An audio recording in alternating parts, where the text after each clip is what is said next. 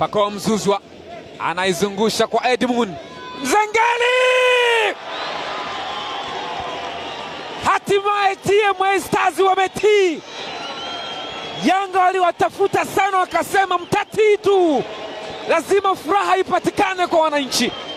Ni Maxim Pia Nzengeli hatimaye anafungua ule ufunguo mgumu kabisa, tena na ugonga kwa nyundo, kufuli linafunguliwa kibabe kabisa. Maxim Pia Nzengeli, hii ni mbaya au mbaya sana kwa TMA Stars. Wamepambana sana, hatimaye wametii. Finally Yanga wanachukua uongozi katika mchezo huu. Maxim Pia Nzengeli, tazama mpira ulipotoka. Pacome Zouzoua, pasi ndefu. Edmund, super duper setting, ameseti nzuri sana ile, tamkolea sukari asali. Nzengeli ameachia bakora kali, ameipiga vizuri mno baada ya kusogezewa na kupenyezewa pasi ile, chuma imekaa kambani.